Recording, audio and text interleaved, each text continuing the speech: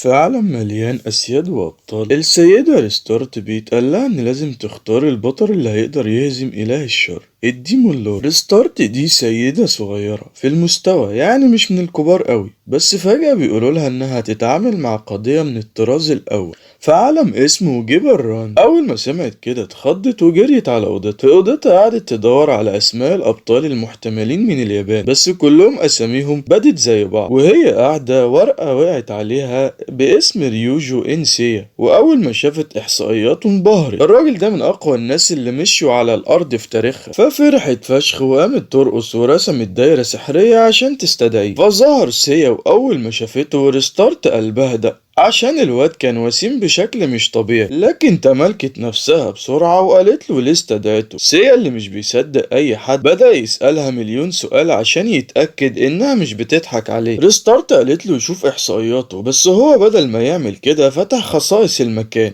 بعدها قال لها إن كلامها بدأ يبان له معقول شوية، وأخيرا فتح إحصائياته، بس برضه فضل عنيد. حاولت تغريه إنها تساعده، بس هو مهتمش قوي. ولما فتحت بوابة لجيبل راند ممشيش معاها، وفجأة زقها على الباب، وهي افتكرت انه عايز يعمل حاجة، بس الواد بدأ يعمل تمارين ضغط وقال لها انه عايز يجهز نفسه الاول. وريستارت افتكرت على طول ان سيا حذر بشكل مبالغ فيه، فكلمت واحدة تانية من الاسياد اللي شغالين معاها اسمها اريو، اللي نصحتها انها تدعم سيا وتديله كل اللي يحتاجه، وقالت لها تتعامل معاه زي ما يكون صديق مش زي ما يكون سيد. فجابت له اكل، بس هو خلاها تدوقه الاول، وهي كانت هتعيط من الاهانة. بعدين جهزت له سرير وحمام ودش، واديته جرس يرنه لما يخلص التدريب. وبعد 4 ايام من الهدوء، واخيرا بعد اسبوع، الجرس رن. فريستارت جريت عليه واكتشفت ان مستواه زاد من 1 ل 15. حاول يماطل شوية، بس هي فتحت بوابة وسحبته لجبل راند، بالظبط مدينة في مكان اسمه ادونا. بنت صغيرة قابلتهم ومدحت ريستارت، وده فرحها عشان الرجالة مش بيبصولها قوي. البنت مسكت في رجل سيا لحد ما ريستارت سألتها عن محل أسلحة. وصلوا المحل وريستارت ادت سيا فلوس، بس هو طلب 3 بدلات ودروع، فهي سحبت الفلوس واشترت له هي المعدات بنفسها. ويبدو كده ان مشكلتها انها بتحب تسيطر. بعد شوية راحوا محل تاني واشترى كمية مهولة من قنابل دخان وأعشاب طبية، وريستارت عرضت عليه انها تساعده يلاقي طريقه، بس هو ما كانش واثق فيها. بعد كده بنت اسمها نينا ظهرت وقالت له ان المنطقة دي فيها سلايمات وحوش ضعيفة،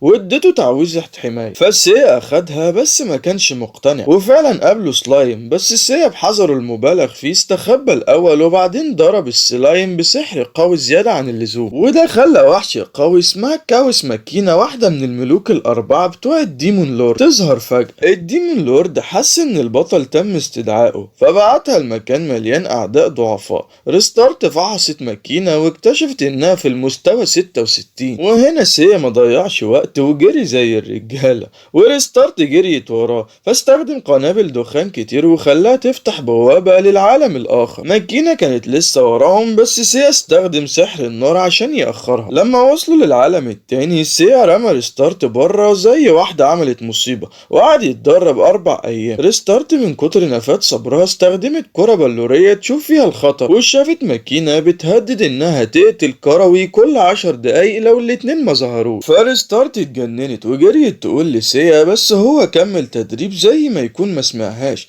واكتشف ان 10 دقايق في جبل راند بتساوي 16 ساعة في العالم التاني. ماكينة هددت انها تقتل ابو نينا، وبعدين البنت الصغيرة كمان. ريستارت زعلت من نفسها انها اختارت بطل جبان زي سيا، وقالت له انها هتمشي، بس هو وقفها عند الباب وهو لابس درعه. ففحصت احصائياته واكتشفت انه وصل للمستوى 21 وقدراته زادت بجد. ماكينة كانت هتقتل ابو نينا فعلا، بس سيا ظهر واستخدم تقنية شفرة الريح. الشيطانة ضحكت عليه عشان ما جابش الهدف، بس هو كان قاصد يحرر ابو نينا. ولما الكرويين مشيوا ماكينة لاحظت ان قدرات سيا زادت، وكشفت عن قوتها الحقيقية. بقت معضلية بشكل مخيف وهجمت عليه، ولما حست انها مش قادرة تكسب طعنت نفسها واطلقت لعنة شيطانية، فتحولت لوحش اكبر بجناحات. ضربت ضربة قوية، بس سيا صدها بايده. ريستارت حاولت تشوف احصائياته بس هو منعها بمهارة. بس اخيرا شافت انه وصل للمستوى 37 ومعاه مهارات قوية جدا. ماكينة بعد كده طارت في السماء عشان تستخدم هجوم اسمه ديمونيك ديليت، بس سيا طار وراها واستخدم تقنية فينيكس درايف وضربها بحربة مشتعلة خلتها تتفتت. القرية رجعت لطبيعتها وريستارت حضنت سيا من الفرحة وسألته ليه خبى قوته دي كلها عنها. قال لها عشان ممكن عدو يقرا دماغها ويعرف معلومات. الكرويين جولها يشكروه بس سيا ما كانش مهتم، فجمع بقايا ماكينة وسيفها وحرقهم بنار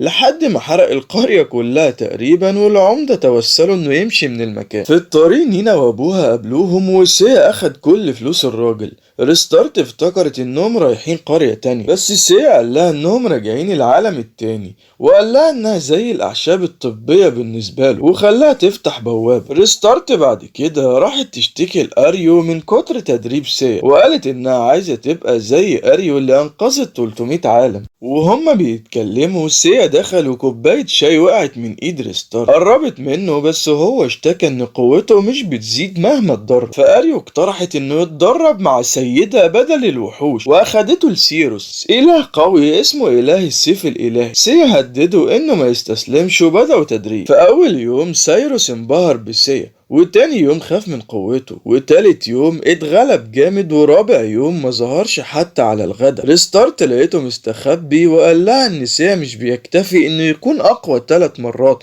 ووصفه انه برسيركر فظيع. بعدين سيا رجع وقال لسايروس يرجع يتدرب، فسايروس رمى سيفه في البحر وقال له انه خلص من المبارزة ومش عايز يتدرب تاني. اشتار إلهة كبيرة استدعت ريستارت ونبهتها من خطر قادم، وقالت لهم يقابلوا حلفاء في كنيسة في مدينة اسمها سيمل. ريستارت شافت سيا بيضرب سايروس وقالت له يوقف، وراحوا سيمل، وعند بوابة المدينة قرويين حذروهم من قوات اوندل الموتى الأحياء. بعدين سيا راح اشترى 1000 قنينة مية مقدسة عشان تقدر تهزم الاوندد، بس ريستارت سمحت له ب10 بس. وفعلا راحوا الكنيسة وقابلوا اولو وماش، اطفال فيهم دم تنانين. سيا بحذره رش مية مقدسة على راس القسيس وطلع اوندد. قبل ما حد يتحرك سيا قطعه من غير ما حد يشوفه، ولما سألوه ليه شك في القسيس قال عشان هو أكبر واحد هناك. القسيس الأوندد تبجح إن جيش من 10,000 أوندد جاي، وسيا زي عادته استخدم قوة زيادة وحرق جثته ومعاه الكنيسة بالكامل. بعدين أولو وماش عرفوا نفسهم، بس سيا رشهم بالمية المقدسة كمان،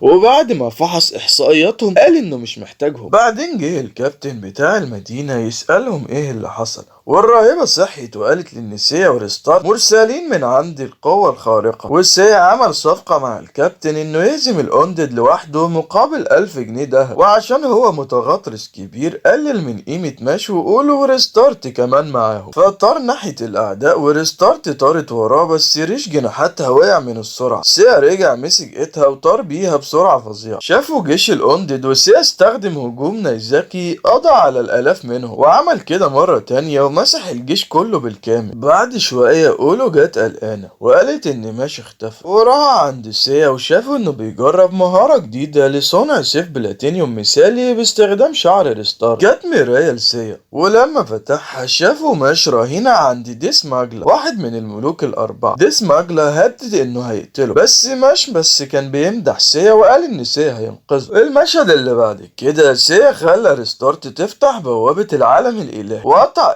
ديس ماجلا بتقنية ديمنشن بليد، واشتار ساعدتهم يلاقوا مكان ديس ماجلا. واول ما وصلوا سيا هجم بنار بس منفعش ضد وحش زي ديس ماجلا عشان دفاعه فوق 100,000 قوة. بحماقة قال ان الجليد هو الضعف الوحيد لفيروس. سيا كشف انه جهز نفسه للجليد رغم ان قوته نارية. ضرب فيروس بمهارة قوية وبعدين جمده باسورة جليد صنعها من شعر ريستارت. ماش صحي وأولو فرحت جدا. سيا قرر ان أولو وماش يكونوا الحمالين بتوعه ويساعدوه، وماش طلب يبقى تلميذ. بعد كده أولو عرضت انها تاخدهم لمغارة التنين اللي فيها ختم لازم لإنقاذ العالم، بس سيا اخدهم للعالم الإلهي الأول، ولقوا سايروس اللي ساب المبارزة وبقى طباخ، وهناك سيا أصر انه يدرب ماش، وسلموا أولو لهيستيا إلهة النار للتدريب. في طريقهم ريستارت اتعكست من فالكيري إلهة الدمار اللي سابتها لما سيا استفزها، واريو اتدخلت ونصحت سيا يتدرب مع ادينالا إلهة الحرب. ادينالا وافقت بحماس الناس وانبهرت بسيا من اول يوم. تاني يوم ماش قال لريستارت انه بيتعلم من تفكير سيا، وريستارت لقيت ادينالا واقعة في حب سيا. لما قالت لهم انهم لازم يرجعوا يجيبوا الراند، ادينالا كانت خلاص واقعة قوي، وماش ودع سايروس وكان وصل للمستوى 16. وللأسف أولو لسه في المستوى الثامن. هيستيا سيدة النار استدعت ريستارت على جنب وقالت ان أولو ما عندهاش موهبة، وان الطريقة الوحيدة انها تنجح هي انها تبيع صور. الكل اتجمع عشان يخرجوا، بس ادينالا سيدة الحرب جت جري وقالت انها عايزة تروح مع سيا في مهمته الجاية. في طريقهم لمغارة التنين شافوا خنزير بري، بس هجوم فينيكس التلقائي بتاع سيا قضى عليه وعلى اي عدو تحت المستوى 30، وده زعل أولو وماش عشان حسوا انهم ملهمش لازمة. ريستارت حاولت تشوف احصائيات سيا، بس الاحصائيات زي ما يكون هجمت عينيها. وصلوا قرية وأولو وماش كان عندهم علامات على جسمهم بتتوهج لما دخلوا القرية دي، وسمعوا صوت دايرة سحرية بتطلب منهم يدخلوا جواها. والسيا بحذره المعتاد حط سحلية الأول عشان يتأكد إن مفيش فخاخ، وبعدين دخلوا قرية التنانين واستقبلهم تنين اسمه لوسوس. أخدهم يشوفوا ليفييرو الأم العظمى للتنانين اللي علمت ماشي إزاي يتحول لتنين كامل. بعدين قالت إن أولو لازم تضحي بنفسها عشان تتحول لسيف أسطوري اسمه إيجان،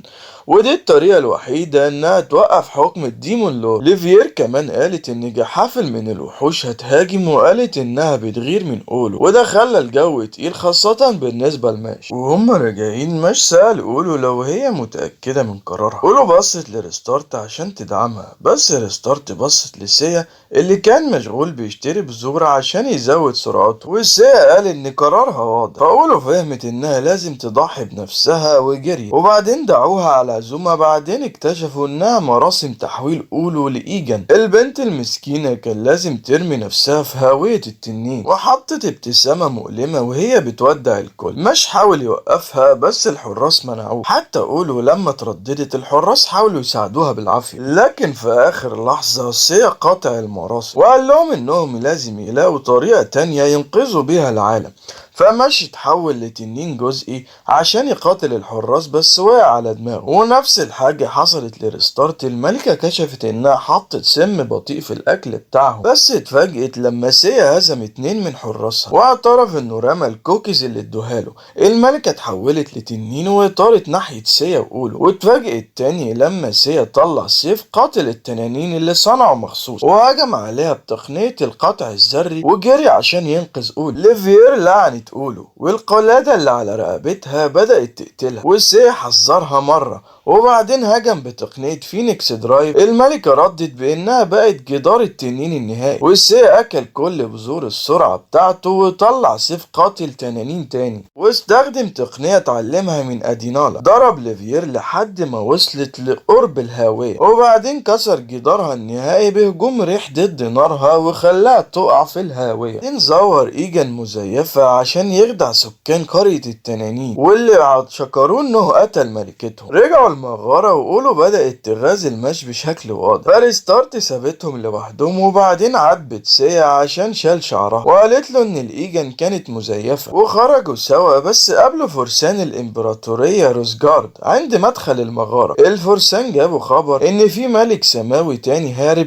اسمه بيل بوب، شيطان متخفي في شكل ذبابة بيسيطر على وحوش وحشرات في غابة أولجا. وعلى طول سيا وفريقه طاروا للغابة واتسحبوا يراقبوا الحشرات دي. ريستارت اتفاجئت بسرعتهم وشافوا فرسان روزجارد بيرموا سمهم على الحشرات، بس الحشرات تفادوا كل السم وقضوا على اكتر من 100 فارس. فرجعوا الحصن وقابلوا روزالي قائدة الفرسان وهي بتودع جنودها اللي ماتوا. اتأخر الاجتماع عشان سيا خلاهم يفتشوا المكان كله عشان لو في جواسيس، بس ما لقوش حاجة. الاجتماع كمان ما جابش نتيجة، وسيا قرر يروح يتدرب 3 ايام، وقال انه كان بيراقب لما بيل بوب قتل الجنود. روزالي زعلت وواجهته عشان ساب رجالتها يموتوا، والسيا لمها على قلة استراتيجيتها، فهي حاولت تضربه بس هو صدها وضربها جامد. حاولت تاني ونفس الحكاية حصلت لحد ما خدودها ورمت وعينيها دمعت. سحبت سيفها بس هو ما اعتذرش وخلى ريستارت تفتح بوابة العالم الإلهي. هناك راحوا يدوروا على ميوس سيدة الرمال مايوس. سيا كان عايز يتعلم يرمي سهم كتير في وقت واحد. مايوس ورته مهارة السم اللامع وقطعت بيها شجرة كاملة. بعدين سيا طلب من أولو تعلمه مهارة السهم الناري، وهي اتفاجئت لما اتعلمها على طول.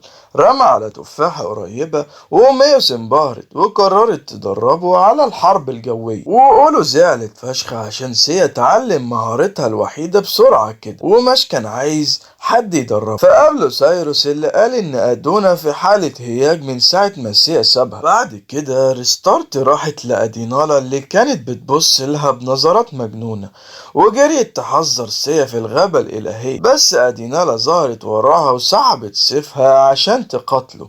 سيا ربط على راسها فدابت في حبة تاني. بعتها ترجع وريستارت راحت لأريو تشتكي وشافت ماش بيطلع تحول التنين في ايده اليمين، وأولو بطلت حركته بمهارة التأخير وبعدين سرعتها بمهارة التسريع. وريستارت شكرت أريو، بس أريو اتخضت لما عرفت ان سيا بيتدرب مع مايوس عشان مايوس بتاكل الأبطال بالمعنى الحرفي. فعلى طول ريستارت جريت ناحية الغابة الإلهية ولقت مايوس مربوطة وبتطلب من سيا يفكها، بس هو رمى سهم في دماغها ومايوس زعلت وفكت نفسها وهجمت عليه. بس هي المجنون رمى سهمين في عينيها وواحد في بقها، بس هي سحبتهم وحاولت تهجم على ماش. سيا رمى 5 سهام مرة واحدة فربطوها في شجرة، وبعدين رجعوا الحصن وسمعوا ان روزالي راحت للوكر بيل بوب لوحدها ولحقوها في غابة أولجا وشافوها بتحاول توصل للشيطان. وهناك سيا جات له فكرة مجنونة انه يضرب بيل بوب بسهم ويستخدم روزالي كطعم، بس بيل بوب قبض عليه وسيا بعت ريستارت تنقذها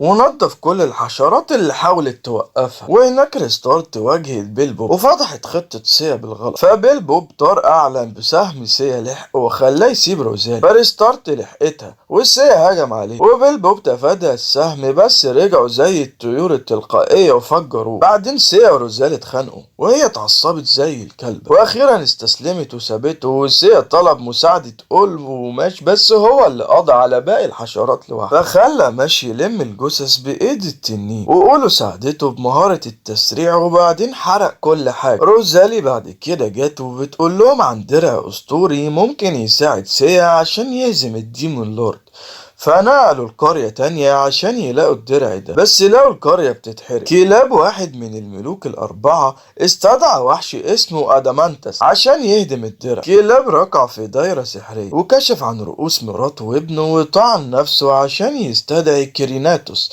حاصد الموت. إحصائياته كانت مشوشة وسيا استخدم شفرة الريح المزدوجة، بس كريناتوس بقى 2 بدل 1 ورد الهجوم عليه. وهنا سيا حس ان العدو ده اقوى منه بكتير فشال فريقه وجري للعالم الالهي بسرعة، بس كريناتوس راح وراهم و3 اسياد حاولوا يقتلوه بس هجماتهم ما نفعتش وسيا هرب وفريقه جري وراه. قبضة اركس وقبضة كابونا ال100 ما اثروش، فسيا خدع أدينالا عشان تقاتل كريناتوس، بس لما قطعته بسيفها الابدي بقى كده 1 وضربوها. كريناتوس راح ورا سيا ووكر فالكيري وهناك خرب لوحتها. فالكيري هجمت واستخدمت قوتها الالهية واستدعت بوابة فالهالا الاولى اللي ابتلعت كريناتوس، بس التقنية دي اخدت جزء من قوتها الحياتية فنزفت جامد وهي بتضحك بجنون، وسيا اصر انها تدوبه وهي وافقت. اولو وماش راحوا يكملوا تدريب مع اريو، وسيا صنع سيف جديد من قطعة الدرع الاسطوري وشعر ريستارت بعد كده حضنته، بس هو قال لها ان ريحتها وحشه، فراحت الحمام وقابلت سايروس اللي قال لها ان اشتار عايزاها. اشتار حذرتها ان الملك السماوي الرابع بيتحرك في جيبران مش بقى يقدر يعمل تحول للتنين بشكل كامل، وأولو طورت مهارتها لتسريع القوه. ولقوا سيا وفالكيري في وضع محرج، فريستارت اتجننت وعملت دميه من شعرها ففالكيري هربت. راحوا لجيبراند وواجهوا ايراساسيس كايزر الملك السماوي الرابع، وورم ماستر بطل قوي قطع إيراسرر وجيشه بضربة واحدة، بس فجأة وور ماستر بقى عيل صغير وروزالي بنته جت تشيله وعرضت تشرح لو راحوا القصر. سيا فضل يلف في المدينة ومروا على بار وكازينو، بس سيا رفض يدخلوا، وهناك شافوا محل أعشاب طبية وريستارت قالت إنها بتشفي أحسن من الأعشاب اللي معاهم. بس لما جربوا على راجل مصاب الأعشاب كسبت وريستارت اتكسفت. في القصر روزالي طلبت من سيا وريستارت يمنعوا وور ماستر من القتال عشان كبر في السن، وسيا رفض مساعدته على طول. وجي خبر ان بقايا جيش الديمون لورد بيهاجموا العاصمة، فسيا اخد مشو قوله وساب ريستارت زعلان. وور ماستر شرح لريستارت ان الاسياد ما بيموتوش عشان ارواحهم الحقيقية محبوسة في مكان في العالم التاني، لكن الديمون لورد عنده سلاح اسمه تدمير السلسلة يقدر يقتل الارواح الحقيقية والافتراضية. وور ماستر طلع سيف اكل الالهة وقال انه قابل للديمون لورد وخضع لقوته، فقبض على ريستارت بس سي قطعه وحررها ورماها المشو قوله، وقال انه فكر في كل الاحتمالات. وور ماستر بلع كرة شريرة من الديمون لورد وتحول لشيطان اصغر واقوى، فسي قلع كل الاساور اللي كان بتبطئه وسحب سيفه البلاتينيوم وقتله بسرعة خيالية. ريستارت افتكرت ان سي عمره ما قال انه جاهز تماما، وور ماستر قطع دراع سي، بس سي استخدم تقنية فالكير التاسعة وقطع ايد وور ماستر وبعدين طعنه بسيف مشتعل فرجع لشكله القديم. ريستارت بعد كده شافت دراع سي وهو ضرب روزالي عشان تشارك ابوها لحظاته الاخيرة. دفنوه روزالي حكمت الامبراطورية. سيا اغمى عليه 3 ايام، ولما صحي اول حاجة ناقشها هي ازاي يهزم الديمون لورد، ولكنه اقترح انهم يرتاحوا شوية. ريستارت وقولوا وماش راحوا يتسوقوا، وريستارت اتخانقت مع البياع. لما رجعوا القصر سيا ما ظهرش. ريستارت دورت عليه بس ما لقيتهوش، فراحت لأريو اللي أخدتها الأشتار في أوضة أرواح الآلهة الحقيقية. أشتار هناك قالت إن سيا راح يقاتل الديمون لورد لوحده، فريستارت ما صدقتش إن واحد حذر زيه ممكن يعمل كده. لكن اشتار وريتهم احصائيات سيا اللي كانت كاملة من ساعة قتال قرية التنانين، وكشفت ان الايجن كانت مسيفة، وسيا اتعلم فالهالا من فالكيريا عشان احصائياته بقت ماكس. وهناك اشتار وريتهم ريستار لما كانت تيانا من 100 سنة في عالم اكسوريا مع سيا واوريو. سيا كان متهور وما كانش عنده اي استراتيجية، وهناك اتعرضوا لهجوم وحوش، وكولت واحد من فريقهم اتقطعت رجله سيا اتفتح صدره ونجوا بصعوبة لحد ما جه وقت مواجهة الديمون لورد. سيا قدر يضربه بس الديمون لورد اكل كولت واريو، وتيانا ما كانش عندها سحر تشفي بيه سيا، فخسر فريقه كله بما فيهم تيانا اللي كانت حامل منه. ريستارت بكت لما عرفت انها اتولدت من جديد كسيدة، فاصرت تروح مع سيا. اريو حاولت توقفها بس اشتار سمحت لريستارت وقوله ماش يتنقلوا لوكر الديمون لورد. حسوا بوجود سلاح تدمير السلسلة وشافوا سيا بيقاتل الديمون لورد واستخدم بوابة فالهالا بس ما كانش كافي. الديمون لورد اتحول لشكله الحقيقي ودفع بوابات فالهالا. سيا استخدم هجوم فينيكس بس اترد بقوة خلته ينزل، فجرب سيف ابدي وبعدين جمع قوة فالهالا مع سيفه وطعن الديمون لورد في دماغه لحد ما ابتلعته البوابات. الارتداد من البوابات خلى سيا ينزف بشدة، وهنا ريستارت خرقت القوانين واستخدمت كل قوتها الإلهية عشان تشفيه، بس كل ما تشفي ينزف أكتر، فغطته بجناحاتها لحد ما النزيف وقف. وهناك الكل فرح إنه بخير، بس ريستارت حاولت تبوسه فهو رفض. فرحتهم ما كملتش عشان بوابات فالهالا رجعت، والديمون لورد حاول ياخد الكل معاه، فسيا استدعى بوابة تانية وده ابتلع الديمون لورد والبوابة الأولى، بس الارتداد خرب جسمه كله. ريستارت حاولت تشفيه تاني بس جسمه كان بيتأذي اكتر. في لحظاته الاخيرة شكر اولو على سحر الدعم، وده خلاها تعيط، وقال لماش ان مفيش حد يقدر يهزمه، وده خلى ماش كمان يعيط، ورجله اختفت وحضن ريستارت وقال انه كده قدر ينقذها المرة دي. بعدها سيا اتبخر واختفى. الحزن ملا المكان كله. انقاذ جيبر راند تم بتضحية سيا. ريستارت ودعت روزالي واولو وماش اللي بقوا فرسان الامبراطورية، حضنوا بعض وريستارت رجعت للعالم الاخر، وهناك حست بوجود سيا، بس لما راحت اوضته لقيتها فاضية وده كسر قلبها. فضلت في سريرها لحد ما أريو جت تساعدها. أريو مشطت شعرها وقعدت تخفف عقوبتها. فراحوا الأشطار وفي الطريق أدينالا عزت ريستارت وسايروس اداها كيكة وميوس جت تتخانق بس مشيت بعيد. حتى فالكيري شجعت ولما دخلت عند إشتار العقوبة كانت إنها تستدعي بطل جديد لعالم إكسوريا اللي سيطر عليه ديمون لورد جديد. لكن قوة ريستارت الشفائية هتتسد لو فشلت تنقذ إكسوريا، هتتسحب منها رتبة السيدة. أريو حاولت تروح بدلها بس إشتار رفض. وهنا ريستارت كانت محطمة بالكامل لحد ما شافت قائمة الأبطال، والمفاجأة إن ريوجو إنسيا كان في القائمة بس لسه حذر بشكل مبالغ فيه. وهنا بنوصل لنهاية حكاية سيا. يا ريت لو عجبك الانمي تعمل لايك وتشترك في القناة.